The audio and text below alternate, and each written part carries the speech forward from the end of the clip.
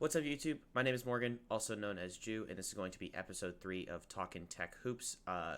Frankly, me and my co-host Thomas forgot to record this last night, but I at least wanted to get my thoughts down on paper. This is going to be a very similar style to the videos I do for football, but yeah. This is going to be the last video that I make before I go on vacation for the week. I will get back, I believe the 27th is the exact day. So don't expect any content for the week. I can't make any preview. I can make a preview for North Carolina, but frankly, we kind of all know how it's going to go, and I don't see that game going very well. And the other game is Georgia. Okay, but so without further ado, I'm going to get into giving my thoughts on everything. So let's get into it. So I think the biggest story from this game is just how ineffective Rodney Howard is against smaller teams. I believe you really need him for bigger, like when you're playing against bigger teams, you can rebound because his rebounding is so valuable. He played almost 9 minutes in this entire game because, frankly, Javon Franklin was more valuable. Javon Franklin playing the other 30 minutes or so. There was only a 1 minute period of stretch where neither of them were on the floor. And Javon Franklin just outplayed him offensively and defensively. He had a nose for the ball. Even being at 6'7", he still finished with 11 rebounds. The value is there on and off the stat sheet. Javon Franklin is a much better perimeter defender and is, I believe, more valuable for when we just run our small ball lineup. He can switch on to anybody. He can play the high part of the Princeton offense, or at least the Princeton concepts. And I didn't really see a whole flaw to his game. His jump shot isn't really there, but he at least wants to shoot it with confidence, which we don't see from Rodney Howard at all. We don't want him shooting outside of 3 feet of the basket, or else we're not comfortable. Another bright spot in this game, besides just the backcourt, I think is going to be the future of the season, but Davon Smith. Davon Smith controlled that game for us and made it a winnable game. His plus-minus was only 7, and it's because of the 17-1 run that happened in the end of the first half, early of the second half, around that area of game. He also went out for a period of time when Tech started to build their lead back up. But his defensive effort and just hustle in terms of he went for offensive rebounds. The one that everybody will see that watches Tech basketball is there was a putback shot that Davon just kind of reaches and just kind of like lays it in while catching it. Just super athletic play. Another athletic play on a fast break, uses his entire body to avoid a defender, even just avoided him in general. Didn't even make contact while he was trying to take a charge. His effort on the defensive and offensive end, both sides of the basketball, and the fact that he's controlling the game a lot more. It's more, instead of last year, we always saw it was just go, go, go, go, go, go. He never, I appreciated the effort, but sometimes the thing with being a good guard is you have to understand when to slow the game down. And I think that's the biggest adjustment that we've seen this season with Davon. Another thing I can get into about is our size compared to last year, and I think it doesn't necessarily show our backcourt. We do have players like Sturdivant, who's not exactly tall, but he's not short. He's 6'3", right area for a guard height to be, I believe. Tristan Maxwell seems, I don't know their exact height off the top of my head, seems small, but Miles Kelly and Debo both being 6'6", being interswitchable between the 2 and 3, I'd say, with Jalen Moore playing the 4.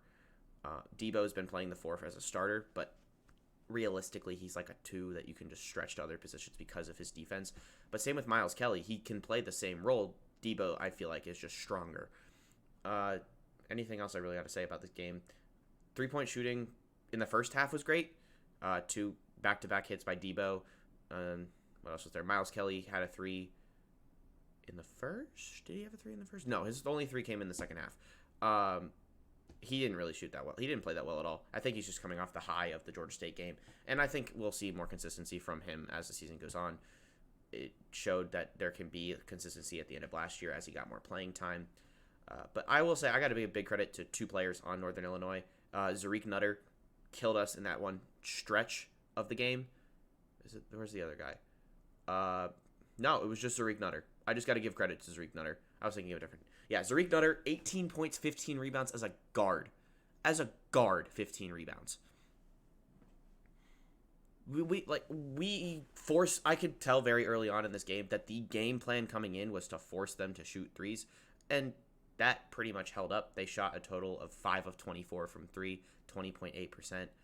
Not much worse than ours, which was 27.8, but we also aren't known to be a three-point shooting team. But we also have the capability to shoot if needed. They understood that the open shot was being three-pointers, and there was a reason why the open shot was the three-pointers. Rodney Howard just looked lost in this game. I don't even know what else to say. He just didn't look good. Yeah, there's really isn't much else to say about Rodney Howard. I think he's going to start coming off the bench if a team is smaller, and if a team's bigger, he will start, and that's the beneficiary of that. I like that Pastner is using this deep rotation, and I think it helps. Javon Franklin and Miles Kelly both playing 30 minutes, and Debo playing 29. That makes more sense. You want your starters to play more. Javon Franklin obviously outperformed Rodney, and that's why you kept him in. Javon Franklin's plus-minus was plus 24. Jalen Moore's plus-minus was plus 19. The switch, being able to have bigger guys, because both, I believe, Jalen Moore and Javon Franklin are 6'7". Both of them are 6'7", and they play bigger than they are. So having that switchability when you have both of those in, say you'd have Davon, Debo, Miles, Javon, and Jalen. Hell of a lineup for us right there. The switchability on defense and everybody caring about defense. DeVoe was not a great defender by any means, but his offensive output made him valuable on the basketball floor. The defender, basically last season, we had Usher and Khalid Moore. That was pretty much it. Sturdivant was okay. You know what you're getting out of Sturdivant. At this point, I don't see any progression out of Sturdivant's game. You know what you're getting out of Sturdivant, and it's very reliable. Sturdivant, what was it, 6 points, 2 rebounds, 4 assists, 3 turnovers, and a steal. That's pretty much an average stat line for Sturdivant. But what lies in further is this defense of this team has the potential to be really, really good. There is plays that, yeah, you give up plays. But I think that defensively this team has potential to make this team a lot better than it actually is, because this team is a mix of young and old, I'd say. Because Jalen Moore, sophomore. Miles Kelly, sophomore. Davon Smith, I believe eligibility-wise he's a sophomore. He's either a sophomore or junior, because I know he went to Mississippi State's first year, and that was the COVID year. So I don't know if he's maintaining that eligibility. But Debo, sophomore. Rodney Howard Jr., I'd say. We don't have any freshmen, but having all these guys who are sophomores and mixed in with Javon Franklin, 6th-year senior. Lance Terry, who's, I believe, a 5th year, 6th year? Somewhere, 5th or 6th year. And Kyle Sturdivant, 6th-year senior. We have a good mix of young and old, which I think balances out this team. And they just look like they play more together, and I like that it's not just straight Princeton anymore. I think DeVoe benefited from the fact that it was a straight Princeton, and he can be a guy, and if he takes off plays, it gets everybody else involved, but he just sits there.